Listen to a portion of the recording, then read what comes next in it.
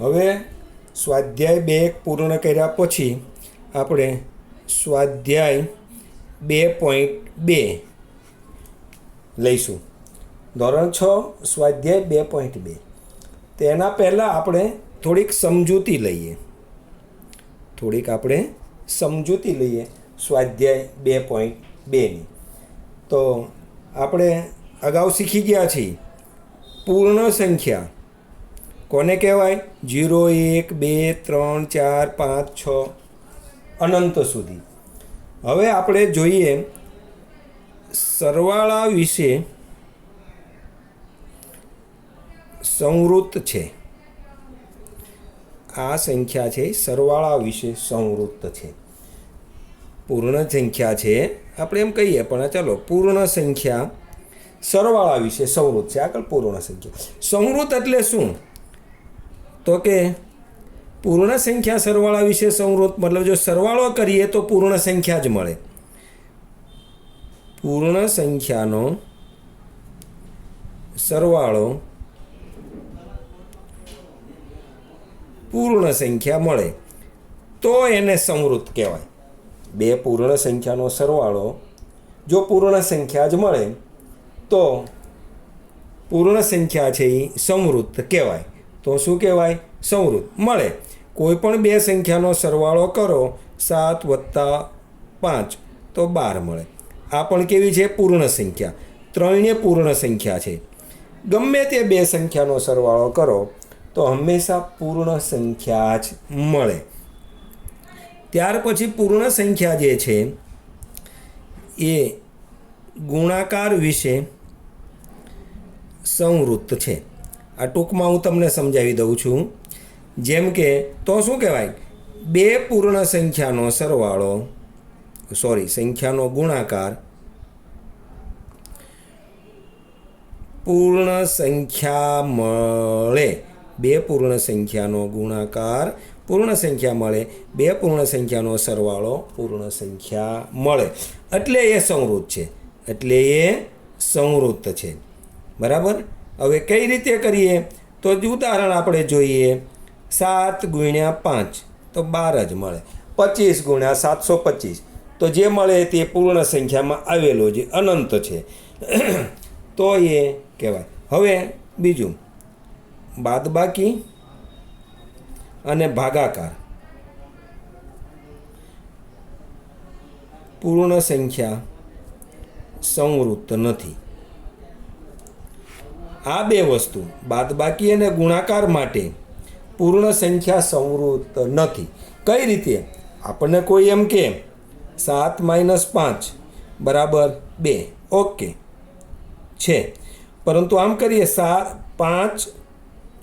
- 7 તો શું આવશે? -2 આવશે. 7માંથી 5 જાય તો 2, મોટી સંખ્યાની નિશાની. સરવાળા બાદબાકીનો નિયમ છે. જો સરવાળો કે બાદબાકી કરવાની હોય તો એના સરવાળા બાદબાકીના નિયમ આપણે પછી ક્યારેક જોઈશું. તમારે 7મામાં ખાસ આવશે.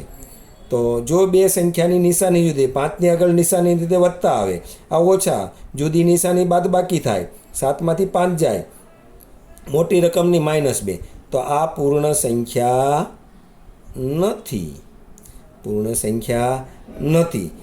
કારણ કે -2 પૂર્ણ સંખ્યામાં આવે નહીં. પૂર્ણ સંખ્યા તો 0થી શરૂઆત થાય. તો પૂર્ણ સંખ્યા છે એ બાદબાકી માટે સંવૃત્ત નથી. એમ કે એવી રીતે ભાગાકાર કરીએ. 7/5. હવે એને 7/5 કરીએ તો 1, 2, 3, 4, 5 પોઈન્ટમાં આવે. 7/5 કરીએ. 5 × 1 = 5, 7માંથી 5 જાય 2, કંઈ છે નહીં એટલે ઉપરથી ઉતારી 0, અહીંયા મૂક્યો પોઈન્ટ, 5 × 4 = 20, 0. તો 1.4 આવ્યા. શું આવ્યા? 1.4. આમાં ક્યાંય છે નહીં. આવી સંખ્યા જ આવે તો આ પૂર્ણ સંખ્યા નથી. 1.4 એ પૂર્ણ સંખ્યા નથી. પૂર્ણ સંખ્યા નથી માટે ભાગાકાર છે એના માટે સંવૃત્ત નથી. તો કઈ બે સંખ્યા કેના માટે છે? ફક્ત સરવાળો અને ગુણાકાર માટે. સરવાળા અને ગુણાકાર માટે. તો આપણે કહી શકીએ પૂર્ણ સંખ્યા સરવાળા અને ગુણાકાર માટે સંવૃત્ત છે. પૂર્ણ સંખ્યા સરવાળા અને ગુણાકાર માટે સંવૃત્ત છે, આવું આપણે કહી શકીએ. આ થઈ પહેલી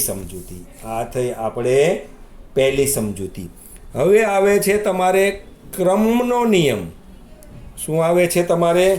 ક્રમનો નિયમ આવે છે. ક્રમના નિયમ વિશે આપણે જોઈએ. ક્રમનો નિયમ શું કહે છે? તો કે સરવાળો કરીએ 5 + 2 તો 7 આવશે, 2 + 5 તો પણ 7 આવે. એટલે કે ક્રમ ગમે તે રાખીએ. 5નો પહેલો ક્રમ, બીજોનો બીજો ક્રમ, બેયનો સરવાળો, 5નો પહેલો ક્રમ, 2નો બીજો ક્રમ, બેયનો 7.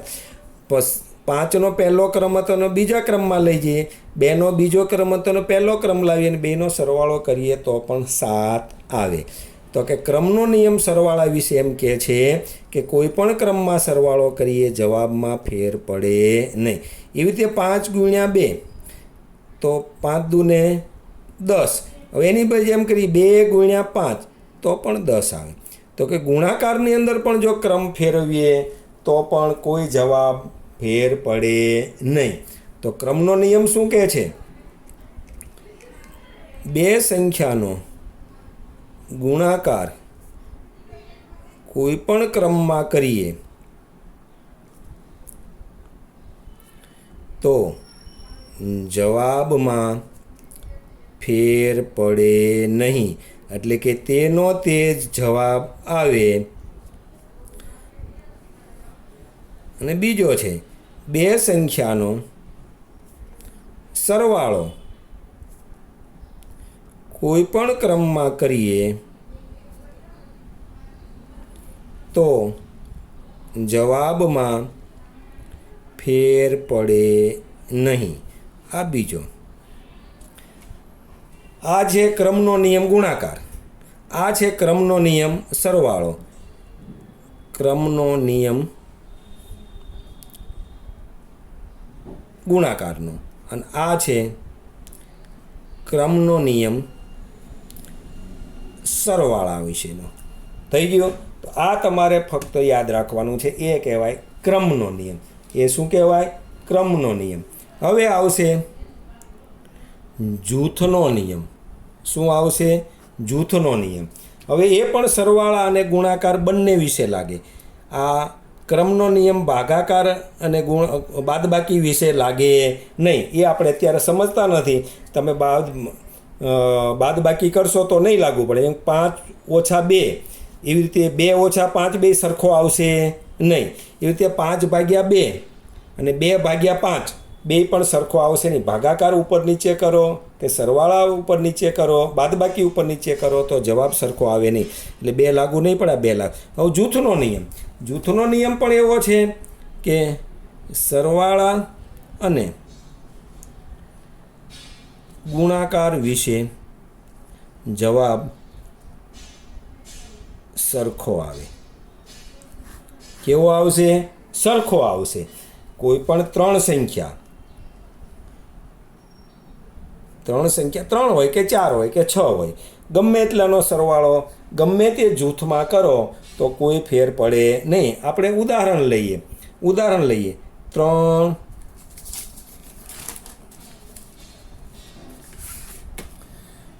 + 2 + 5. આનો જવાબ જોઈએ. 3 ને 2 5 ને 5 10. 3 ને 2 5 કર્યા, 5 કરી અને 5માં ઉમેર્યા. આ બેનું જૂથ છે. આ બેનું જૂથ અને ત્રીજી સંખ્યામાં ઉતાર્યો. પહેલી 2 સંખ્યાનો સરવાળો કરી અને ત્રીજીમાં ઉમેર્યો. હવે એની જગ્યાએ છેલ્લી 2 સંખ્યાનો સરવાળો કરીએ, આનું જૂથ બનાવીએ તો 3 + 3 એમ નામ રાખી દઈએ, જેમ અહીંયા 5 એમ નામ, અને આનો સરવાળો કરી 7 અને પછી જવાબ લઈએ તો પણ સરખો જ આવે. આ બેનો સરવાળો 5, આ બેનું જૂથ બનાવ્યું હતું 3 ને 2 5 + 5 = 10. પહેલાં બેનો સરવાળો કર્યો, ત્રીજી સંખ્યા એમ નામ રાખી, એ સરવાળો ત્રીજી સંખ્યા એનો આવ્યો. પહેલી સંખ્યા એમ નામ રાખી, બીજી 2 સંખ્યાનો જૂથ કરીને સરવાળો કર્યો, પછી ઉમેરી તો કોઈ ફેર પડ્યો નહીં.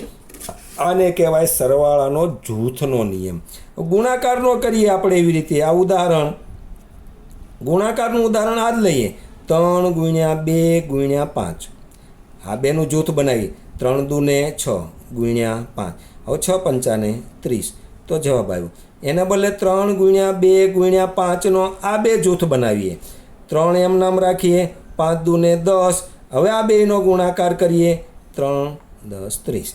તો 3 ને 2નું જૂથ બનાવ્યું અને એનો ગુણાકાર કરી અને ત્રીજી સંખ્યા વડે ઉમેર્યો. છેલ્લી બે સંખ્યાનું જૂથ બનાવ્યું, એનો ગુણાકાર કરીને પહેલી સંખ્યા વડે ગુણ્યો તો કોઈ ફેર પડે નહીં. તો સરવાળા અને ગુણાકાર વિશે જૂથનો નિયમ લાગુ પડે, ભાગાકાર અને બાદબાકી વિશે લાગુ પડશે નહીં. હવે આવે છે આપણે વિભાજનનો નિયમ. શું આવે છે? વિભાજનનો નિયમ.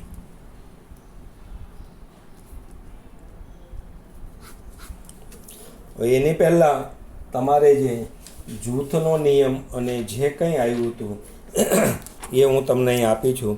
તમે આનો સ્ક્રીનશોટ લઈ લેજો.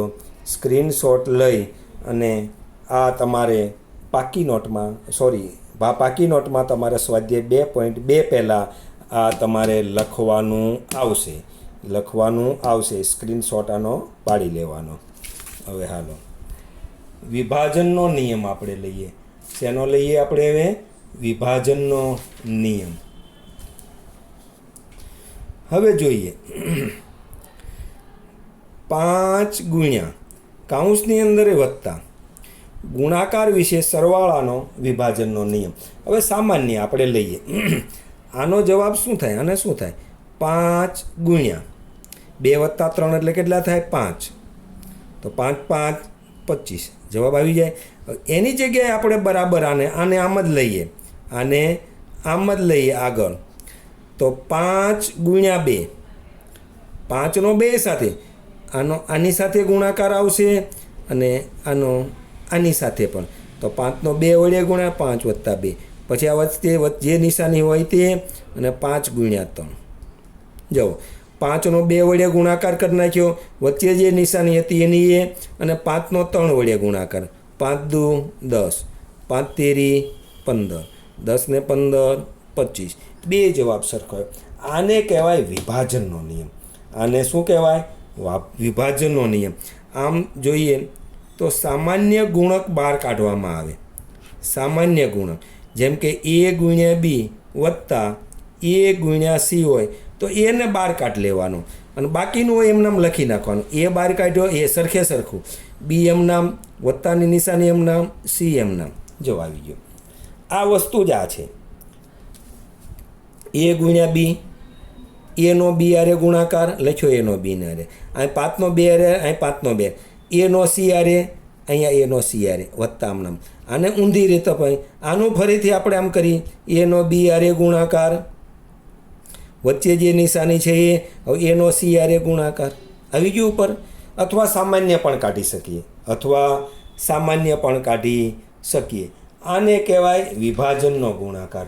આને કહેવાય કેવો? વિભાજનનો ગુણાકાર. આપણે આના ઉદાહરણો જોઈએ.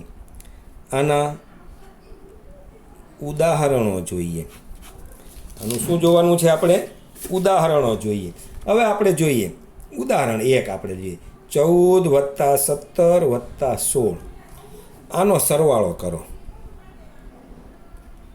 આમ આપણને કે ગુણધર્મનો ઉપયોગ કરી અને સરવાળો કરો એમ કે. હવે જુઓ 14 + 17 + 6 આવું કીધેલું છે. તો હવે આપણે આમ કરવા જઈએ તો 14 અને 17નો સરવાળો અલગ કરવો પડશે, આનો અલગ કરવો પડશે. એના બદલે આ બે સંખ્યાને ફેરવી નાખો. આ બે સંખ્યાને પહેલાં છે ને પહેલી છે ને બીજી લઈ જાઓ, બીજી છે ને પહેલી લઈ જાઓ. અને આ કયો કહેવાય? ક્રમનો ગુણધર્મ. શેના વિશે કહેવાય? તો કે સરવાળાનો.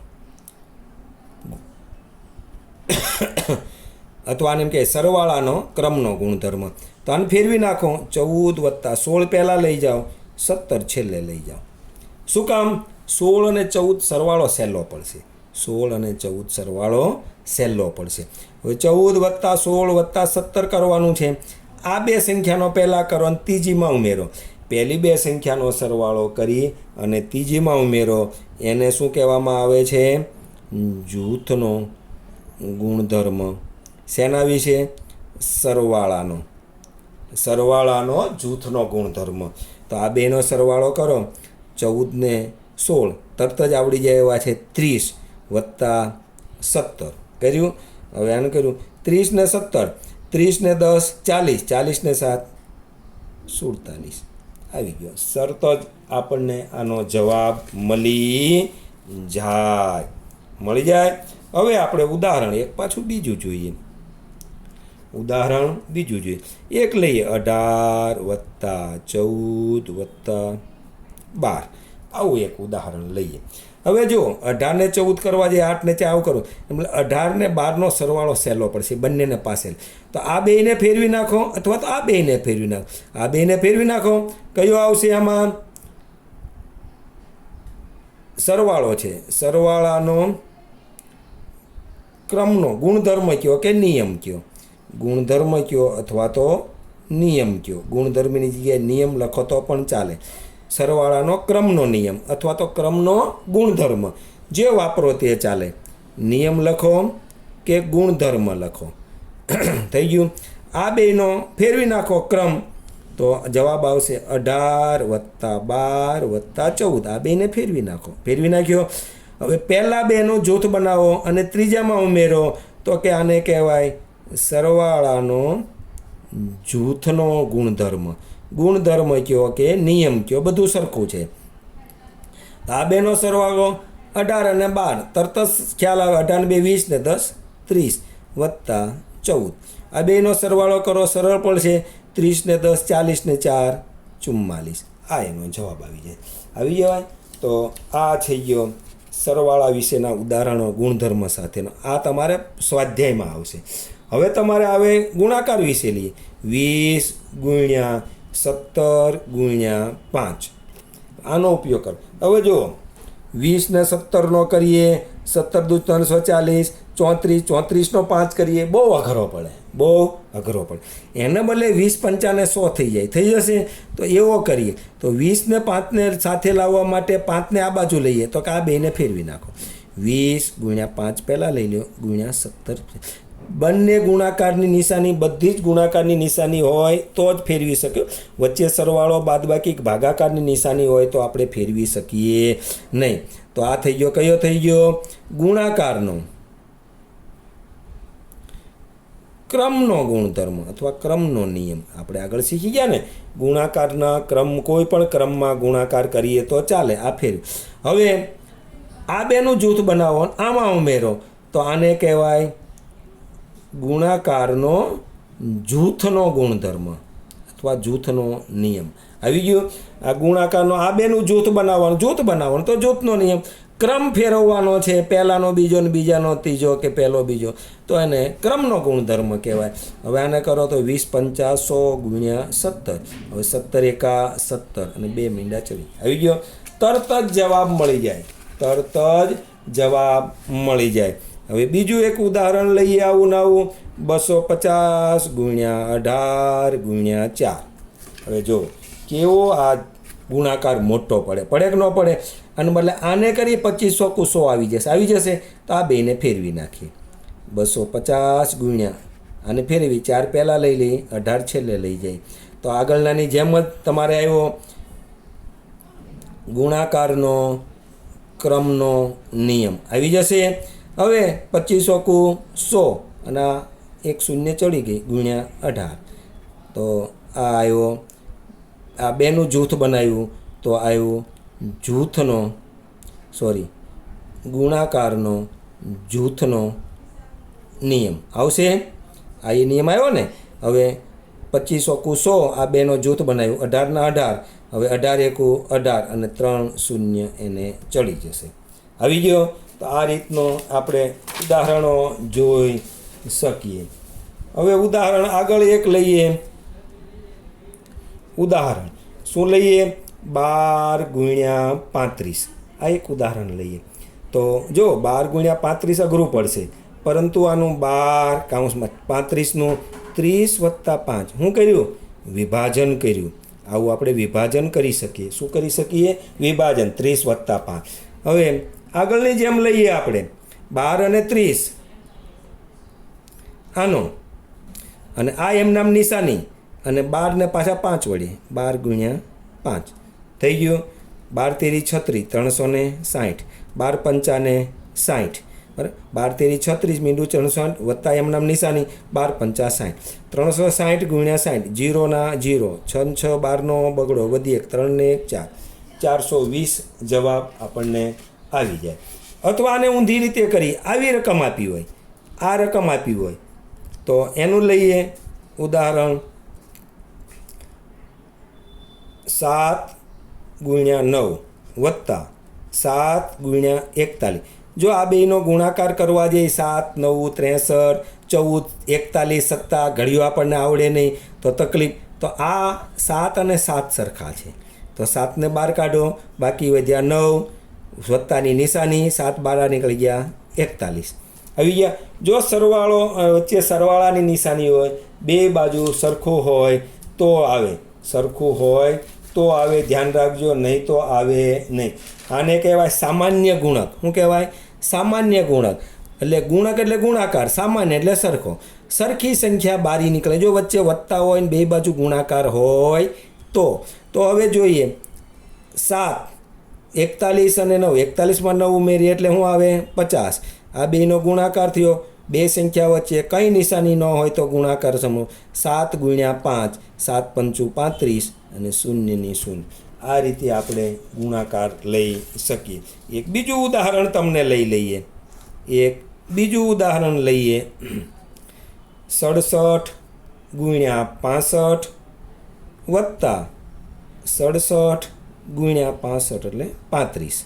હવે જોઈએ આમાં આ 67 અને આ 67 સરખા છે, વત્તાની નિશાની, બે બાજુ ગુણાકાર, સામાન્ય ગુણક બહાર નીકળશે, 67 બહાર નીકળશે. 65 વત્તા નિશાની એમ નામ, 67 બહાર નીકળી ગયા 35. 67 એમ નામ, 65 અને 35 100 આવશે. 67 એકા 67 અને 2 શૂન્ય ચડી ગયા. આ એનો જવાબ આવી જશે. આવી રીતે આપણે ગુણાકાર સરળ રીતે કરી શકીએ. હવે આવશે આગળ આપણે સ્વાધ્યાય 2.2. સ્વાધ્યાય 2.2 એનો પહેલો દાખલો આપણે જોઈએ તો 837 વત્તા 208 વત્તા 363 આવો આપણને આપેલો છે. આવો આપણને આપેલો છે. તો આ સરવાળા આપણને બહુ ભારે પડે. સરવાળા આપણને બહુ ભારે પડે. સોરી, આ 63 છે, નહીં તો ક્યાંય. જો આ બેનો સરવાળો કરીને 7 ને 3 10 શૂન્ય છે. આ બેને પાસે લાવો તો એના માટે 837 વત્તા 363 વત્તા 208 અહીંયા લઈ જાઓ. આ સરવાળા વિશે સરવાળાનો જૂથનો નિયમ શું આવ્યું? આ બેના જૂથ, સોરી, આ ક્રમનો નિયમ આવશે. શું આવશે? સરવાળાનો ક્રમનો નિયમ. સરવાળાનો ક્રમ. આ ક્રમ આપણે ઉલટાવી નાખ્યા. હવે આ બેનો સરવાળો આપણે કરીશું. આ બેનો સરવાળો આપણે કરીશું. આ 837 એમનામ રહેવા દઈએ. 837 એમનામ રહેવા દઈએ અને 208નો આપણે ગુણાકાર કરીએ, સરવાળો કરીએ તો આપણને આવશે. તમે તમારી રીતે આગળ કરી નાખજો. તમે તમારી રીતે આગળ કરી નાખજો. હવે આ દાખલા પછી આપણે આને ફરીથી સમજૂતી લઈશું. આ બેનો સરવાળો જો તમે કરશો તો તમને સરસ મજાનો સરવાળો મળી જશે. સરસ મજાનો સરવાળો મળી જશે. આપણે આગળ ઉપર આને કરીશું. આગળ ઉપર આને કરીશું. બરાબર. અહીંયા 363 આવશે. 363 આવશે. કઈ આવશે? 63. આ બેનો સરવાળો કરી અને કરી નાખો. અહીંયા પછી આવશે જૂથનો નિયમ. શું આવશે? જૂથનો. પણ શેનો આવશે? સરવાળા વિશેનો. આ બેનો 837 367 સરળ સરવાળો આવી જશે. 8 ને 3 11 ને 1 12. હાલો તમને કરાવી જ નાખું. 1200 વત્તા 208. આ તમને અત્યારે કરાવો. 12 ને 2 14. 1408 આનો જવાબ આવી જશે. આવી રીતના તમે આગળના દાખલા કરજો પહેલેથી સ્વાધ્યાય. હવે પછીના લેક્ચરમાં તમને વ્યવસ્થિત આપણે લઈશું.